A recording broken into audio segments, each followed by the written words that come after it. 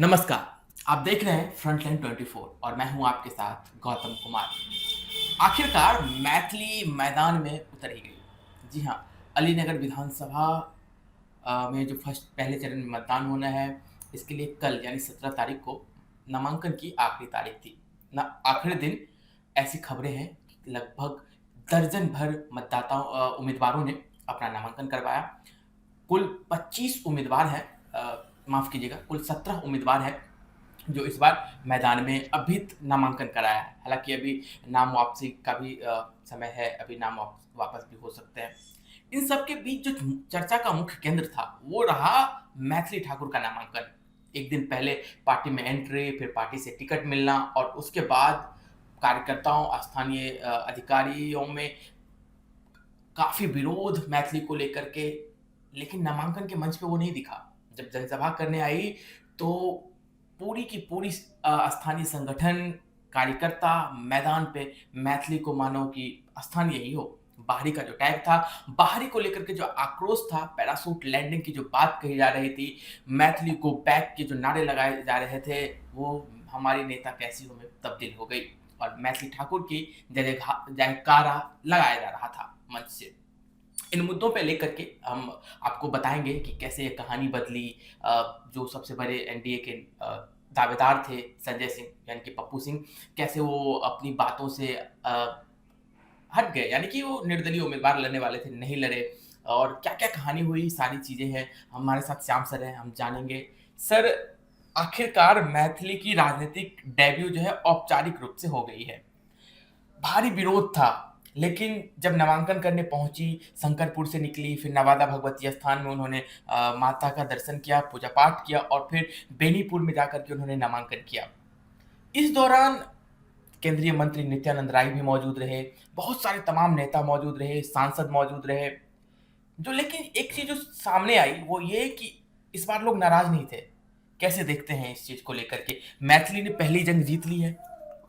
देखिए, दरभंगा का अलीनगर विधानसभा मधुबनी दरभंगा जिला का सबसे हॉट सीट बन गया है। हॉट सीट इसलिए बन गया है कि मैथिली ठाकुर जो सेलिब्रिटी हैं, कम उम्र में बड़ा नाम कर ली हैं, पूरी दुनिया में, देश में लोग उनको जानने लगे हैं। बचपन से लेकर अभी तक उन्होंने एक से एक सीढ़ियाँ चढ़ी हैं और अब राजनीति में वो एंट्री की है। और वहाँ से दरभंगा के अलीनगर विधानसभा से शुरू में बेनीपट्टी से इच्छा जाहिर की थी कि हम चुनाव लड़ेंगे, उनका गृह क्षेत्र है बेनीपट्टी। लेकिन भाजपा मैथिली की जो इच्छा थी उसको नज़रअंदाज कर दी और अलीनगर से प्रत्याशी बना दिया। अलीनगर में भी भारी विरोध था कि मैथिली संगीत जगत को छोड़ के राजनीति में क्यों आ रही है, और बरसों बरस से जो राजनीति कर रहे हैं यहाँ भाजपा के लिए, जो स्थानीय कार्यकर्ता हैं, नेता हैं, उनको दरकिनार करके मैथिली को बाहर से लाकर अलीनगर विधानसभा में उतारा जा रहा है। इसका घोर विरोध हो रहा था, देख रहे थे चारों तरफ ये हो रहा था। लेकिन कल नामांकन के समय ऐसा लगा कि मैथिली ठाकुर का वो विरोध नहीं दिखा जो पहले दिख रहा था, घंटा 2 घंटा पहले तक दिख रहा था, वो विरोध नहीं दिखा। और मंच पर सारे नेता, सभा स्थल था, वहां पर सारे लोग कार्यकर्ता उपस्थित थे, भारी भीड़ उमड़ी हुई थी। मैथिली ठाकुर मनोवैज्ञानिक दबाव भी बनाई, बहुत ही भावुक होकर कही कि मेरा यह ननिहाल है और वहाँ के बगल का, अलीनगर के बगल का कोई गांव है हरिनगर, वहीं उसका ननिहाल है। तो नानी का गांव हुआ तो उन्होंने कहा कि मैं भांजी हूँ, मैं भगनी हूँ, यहाँ की बेटी हूँ, तो लोग मुझसे नाराज नहीं है, सबों का आशीर्वाद मुझे मिलेगा और कोई नाराजगी नहीं दिखेगी। ये जो बाहरी का टैग लग रहा था कि बाहरी है, उस चीज को हटाने के लिए, इस टैग को हटाने के लिए उसने बड़ा ही भावनात्मक एक प्ले कार्ड खेला है, अपील की है लोगों से कि मैं यहीं की हूँ, ये मेरा ननिहाल है, तो मेरा भी हक यहाँ पे उतना ही बनता है जितना कि दूसरों का बनता है। बिल्कुल बिल्कुल। इसको मैथिली का संबोधन, संक्षिप्त संबोधन हुआ उनका, उसका नामांकन के बाद, लेकिन बहुत अपील किया लोगों को। मैथिली जो संबोधन की, भाषण दी, संक्षिप्त में बोली वो, लेकिन बहुत ही असरदार रहा वो।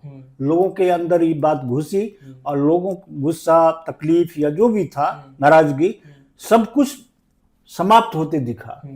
और इससे भी बड़ी बात ये कि जो वहाँ के पप्पू सिंह भाजपा के टिकट के प्रबल दावेदार थे, उनके घर पर जो सबसे ज्यादा नाराज थे। शाम में जो मीटिंग, हम इस पे आएंगे सर। ये एक्चुअली हुआ क्या कि जो कहानी थी ऐसे कि एक दिन पहले पप्पू सिंह अपने सोशल मीडिया पोस्ट के जरिए ये घोषणा करते हैं कि मैं निर्दलीय उम्मीदवार के रूप में अपना नामांकन करवाऊंगा। लेकिन नामांकन के आखिरी दिन हाई कमान से उन्हें कॉल आता है। ऐसा दावा किया जा रहा है कि अमित शाह ने उन्हें कॉल किया था और उन्हें पटना बुलाया। जो नाराजगी चल रही थी वो कहीं ना कहीं पप्पू सिंह का जो टिकट कटा उसी को लेकर के चल रही थी। हाईकमान ने उनको मनाया ही नहीं। मैथिली जब पहली बार अलीनगर पहुंची और सार्वजनिक रूप से जब जनता से वो रूबरू हो रही थी, जनता से संवाद कर रही थी, तो वो जो कार्यक्रम स्थल था वो पप्पू सिंह का ही आवाज था। तो ये जो एक जनता में मैसेज देने की ऐसी जो खबरें थी कि सातों मंडल अध्यक्ष जो है अलीनगर भाजपा के, उन्होंने इस्तीफा दे दिया। मैथिली को लेकर के विरोध चल रहा था। तो पार्टी एक तीर से दो निशाना लगा रही थी। एक तो मैथिली को एस्टेब्लिश कर रही थी और मैथिली को परिचय करवा रही थी, जनता से रूबरू करवा रही थी। और दूसरा ये जो एक खबर आई छन के सामने आ रही थी कि पार्टी में टूट है, पार्टी दो खेमों में बटी हुई, वो भी अब जो है खत्म होता जा रहा है। तो इसका जो असर है वो मैथिली को मिलेगा, चुनाव में देखने को मिलेगा। बिल्कुल देखने को मिलेगा। एकजुट अगर भाजपा हो गई, एनडीए गठबंधन अगर एकजुट होकर चुनाव लड़ेगी, तो मैथिली का जीत सुनिश्चित है। मैथिली वहां जीत लेगी, क्योंकि युवा वर्ग जो है, महिलाएं, युवा वर्ग, उसका समर्थन मैथिली को भरपूर मिलेगा। और लोकप्रिय है, काफी लोकप्रिय है मैथिली। मैथिली को कौन नहीं जानता। आज के समय में मैथिली को हर कोई जानता है। बहुत छोटी सी उम्र में उन्होंने राजनीति में प्रवेश की है। बोलती अच्छा है, कम बोलती है, लेकिन असरदार उनका ये होता है, भाषण होता है, जो कल दिखा है।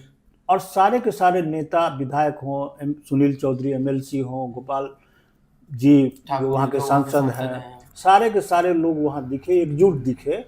और बेनीपुर स्टेडियम में जो सभा स्थल था, उसमें काफी लोगों की भीड़ उमड़ पड़ी थी। महिलाओं की भीड़, युवाओं की भीड़ और आम लोग मैथिली को देखने के लिए, मैथिली को सुनने के लिए उमड़ी हुई थी।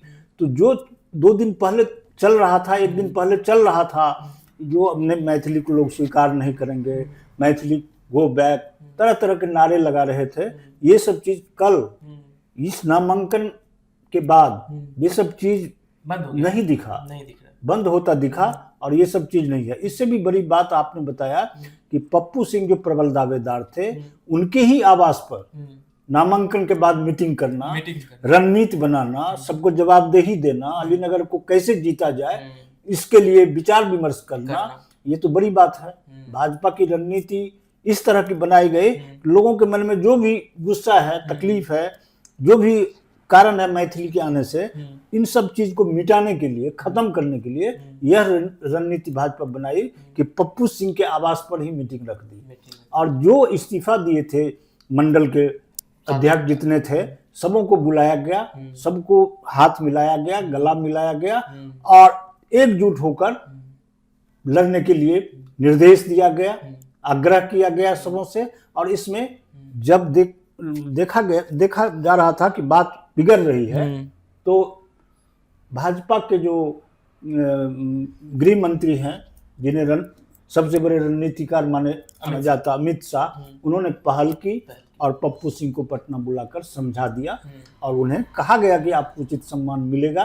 आप मैथिली को, दावा किया जा रहा है कि उन्हें एमएलसी बनाया जाएगा। जो बनाया जाए वो ये हम नहीं बता पाएंगे, लेकिन मतलब कुछ न कुछ आश्वासन उनको मिला है और मैथिली को साथ देने के लिए कह दिया गया है। वहाँ सारे एनडीए कार्यकर्ता, नेता एकजुट होकर मैथिली को जिताने में लग गए हैं कल से ही। ये नहीं कि लगेंगे, लग गए हैं। अब जो भी मैंने वहाँ की स्थिति थी, जो खराब स्थिति बन गई थी उसको सही किया गया, दुरुस्त किया गया है और मैथिली वहाँ बहुत टक्कर देगी। जो भी विरोधी हैं विनोद मिश्र। यही सवाल मेरा यही है, अगला सवाल कि जो विरोधी जो उम्मीदवार हैं, राजद के जो उम्मीदवार हैं विनोद मिश्र, पिछले चुनाव में भी मैदान में थे, महज 3000 वोटों के आसपास से वो पिछड़ गए थे।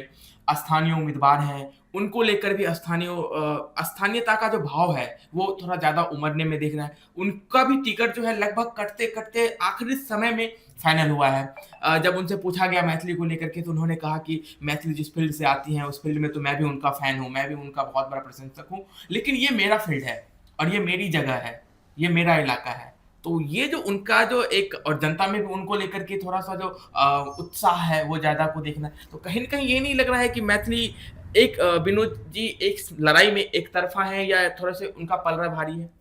नहीं, ऐसा नहीं है। पिछले चुनाव की बात आपने की है कि मिश्री लाल यादव से वो 3000 मतों से हार गए थे, मामूली मतों से उन्होंने माने उनकी पराजय हुई थी। लेकिन इस बार ऐसा नहीं होगा, कांटे का टक्कर होगा। विनोद मिश्र भी वहाँ काफ़ी मजबूत हैं, जमीनी हकीकत यही कहता है।